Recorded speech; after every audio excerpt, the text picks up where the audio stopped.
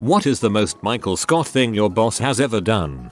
I used to show up early to work because of the bus schedule. One day I got there a lot earlier than normal and it was my boss' lunch hour. We chatted for a minute about what needed to be done that day. We got on the subject of cheeses somehow and how Costco has a Wallow cheese. He asked me to go for a quick road trip after chatting a bit more. I had time so I figured what the heck, why not? We got in his truck and he drove me to Costco. He led me to the Wallow cheese and told me I want to reward you for working so hard and being top in sales in the chain. Pick any cheese you want. At first I thought he was joking, but he insisted and looked so sincere. I chose a little block of Havarti. He told me to get the big one. So I got a $50 block of Havarti as a reward for working hard. The other staff didn't believe me until they asked him about it. Awesome gesture. I love cheese. It just wasn't something I expected from my department store boss. I work in the IT department for my company. This one day I was emptying a laptop bag and found a bunch of tampons in one of the pockets. My boss told me to go put them in the ladies' room. Unbeknownst to me, he followed me out of the office and into the main office floor and shouted, "Hey, Stevab 703, where you going with those tampons? Your boss sounds more like Todd Packer." We had an office picture day. At the time, I was his sole employee. He just wanted a picture of you. This was less risky than a subtle creep shot taken from the other side of a window. My boss mixes metaphors and sometimes gets lost halfway. The most recent was a mashup between "if it ain't broke don't fix it" and something about making omelets, which came out as "don't break an egg if it's working well." Sometimes I'll start a sentence, and I don't even know where it's going. I just hope I find it along the way, like an improv conversation, an improvisation, Michael Scott. My boss actually did organize a fun run for the whole office. The course was literally just running around the building 20-ish times until we eventually got to 5k. It was at 7:30 on a Saturday and only 7 people showed up. At least he didn't make it end 3.1 miles away from the office. I had this Indian boss at a sandwich shop that overheard me say "that's what's up." He asked me what it means and I just told him it meant good or great. He kept using it over and over the next 2 years I was there. I want that walk-in clean like "that what's up" or "that sandwich was not that what's up, buddy." To be fair, he had a deeper grasp on the meaning of that phrase than most, and that's truly what's up. My boss got a smartphone about 6 months ago to replace an ancient flip phone. The day after he got it, he came to me to learn how to use it, and that became my job for the next week. Complete disregard for what he had to do, what I had to do. It was just all about him learning his smartphone to the point where he was blowing off meetings and making excuses so I didn't have to attend mine. The following week, he comes to me because he discovered free online dating apps and asked if there was a setting where fat chicks couldn't message him. I was the receptionist, and she tried to start a rumor that I was in a torrid affair with the IT man. We're married. I would like some details on how that played out. Sounds like she tried to make The Office into a bad soap opera. He bought a hammock and hung it inside his office. I had to take bikini pictures of my boss for her Match.com profile. My company terminated a software project we had been working on for several years. When we had our meeting to discuss why we weren't going to pursue finishing the project, my boss described the situation with an analogy. He began by saying that the project was his dream, and he also considered it like a child. He felt like he managed the project like a parent would raise children. He then described the situation as how some children have learning disabilities, and they take a little longer to grow into adults. However, this project, this special retarded baby, was growing too slowly. The only choice left was to put it out of its misery, which was a very difficult choice for him. It was a very difficult choice for him to kill his retarded baby.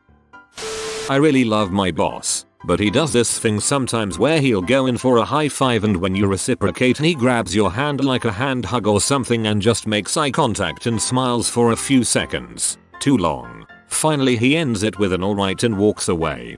You've given us a gift today. I can now get rid of the salesmen that always come to my job. Hand hug and awkward eye contact.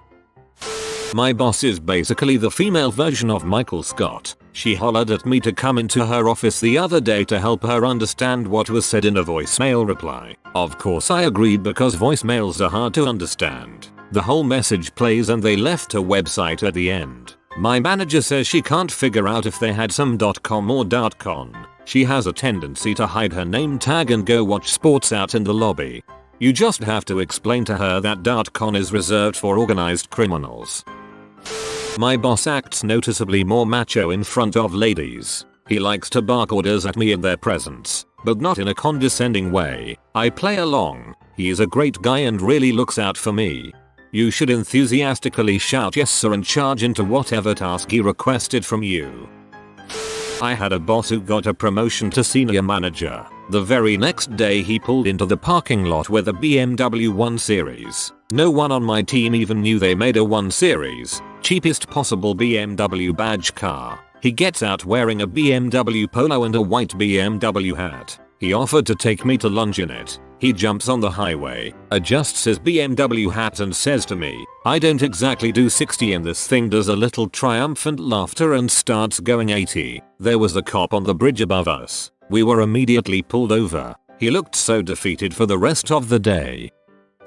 Boss would always shout out the same thing as he walked out for his lunch break. "Off to the strippers." After weeks of joking about going to the club to check, a few of us finally decided to. He was there, having lunch, adjacent breasts. He is an honest man. Middle of the workday, would gather the admin staff around and show them a funny YouTube clip he found. I had a boss that always messed up cliche phrases. For instance, he would say TGYF and not even on Friday. My favorite when he would give someone a little tip or pointer and then say just a little for your information for ya. It's really too bad I'm late to the party cause my GF's boss basically is Michael Scott. Best story. He got reservations for a fancy lunch meeting under the name Adolf. When the hostess took them to be seated she remarked, "Adolf is such an odd name. You don't hear that much anymore." His response, "Yay, I'm named after my grandfather. He died in World War II."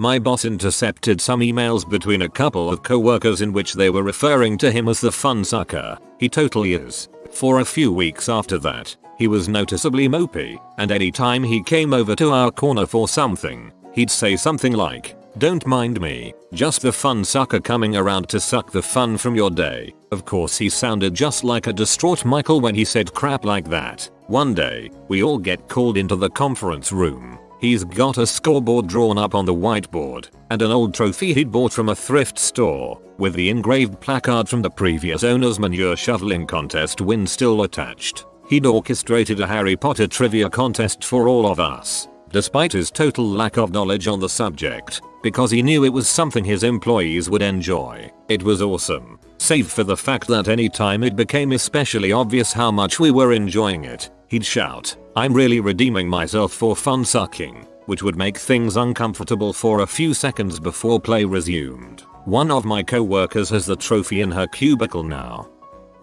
My boss absolutely is Michael. His name is Malcolm.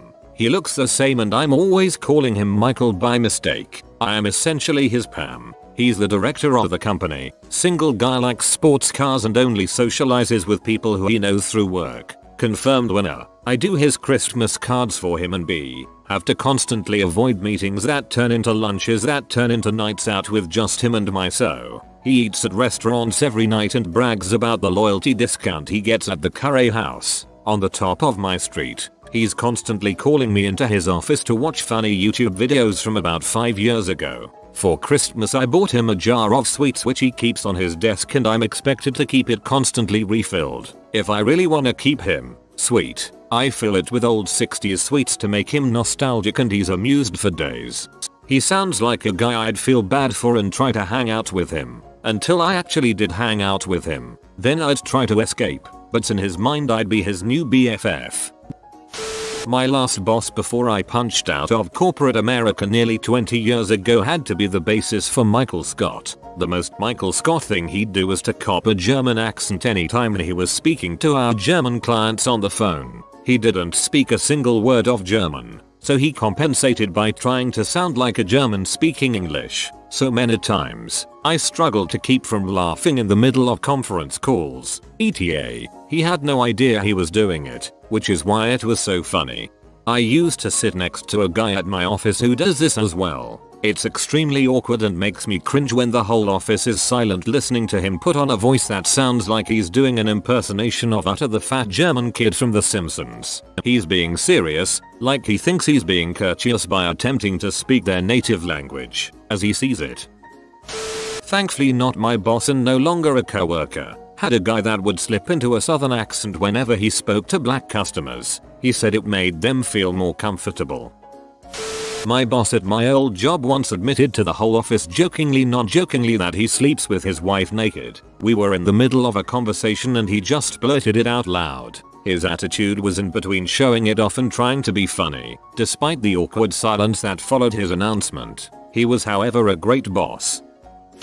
A new push for customer service. The Customer Service Initiative, CSI. The whole place went from totally sterile to absolutely clustered with posters, props, and just downright weird sayings. Don't flee the crime scene without your proper clothing. The criminal always returns to the scene of the crime, as long as they were greeted with a smile. There were dozens of them. It was weird. Like, uncomfortable weird. Our CSI became a metric that was 1/5 of our overall performance every month. It had a special grade sheet with a pun-filled checklist measuring customer service effort. Did we search for clues that they might need further help? Were you able to dust for fingerprints in order to pull up their account? This crap affected our pay big time. While the bottom line was understandable, I despised sitting down with my boss and, in a very serious way, discussing whether I had adequately searched for clues. I worked there through months of this before finally quitting. For unrelated reasons. I talked to a friend from work about a year later to find out it was still happening. All because CSI. This is the kind of crap that makes Stanley go home early. He was teaching me how to enter data on the computer and said 1 is for male, 0 is for female. Then, using his pen to sketch in the air, he said I remember it because men have a 1, poked pen back and forth, and women have a comma pen goes round in a small circle where he was just poking the air. It was really weird and awkward the way he did it. Not to mention, there's no need for a system to remember that. My boss will, mid-conversation, high kick his leg up onto the nearest surface, usually our nipple height office divider, and start stretching it out. He'll then proceed to talk about how easily he could kick one of us in the head. If he's not feeling that athletic, he will repeatedly 1-inch punch the nearest wall and talk about how tough he's made his knuckles thanks to taekwondo. These things generally interject whatever was being talked about initially, regardless of the importance. Between this and his showing us pictures of animals he's shot recently, he is a weird dude. I don't think this is really Michael Scottish, but my manager once farted in front of a client and said, "Was that a spider?" My boss is really into celebrating holidays and loves the classic Christian ones. She decorates the place with really expensive, kind of weird decorations. For example, off-putting little porcelain trolls. For every holiday, and those occasions become the main topic of conversation during those times. For some reason, she has no understand that other religions have different holidays. She by default assumes that they celebrate the same day, only differently. We work closely with people who are Jewish and Muslim, and without fail she will ask them things like, in a very sincere way, "So how does your religion celebrate Christmas? Do you guys have a special tree and give presents?" Definitely ignorant, but she sounds like one of those oblivious people who is actually pretty nice and just doesn't understand other cultures. Deleted the subject column from his emails and asked me to make it reappear every single day. Looks like he is still mastering the prestige part. When I send him emails, he prints them out and writes his replies on the paper and hands them to me. Over the course of a week, all our printers went down one at a time. Our maintenance service was backed up, so they couldn't come until next week. My boss prints out pictures of the Catholics and of copiers and tapes them to all the printers. He isn't Catholic. There are staff members who are. He tells them to get with the praying. You have been visited by the wall skeleton. He'll give you good calcium if you subscribe in 5 seconds. If you are new to the channel, you can subscribe. I publish new videos every day. Until then, check out another video, or don't. Either way, have a great day, you magnificent people.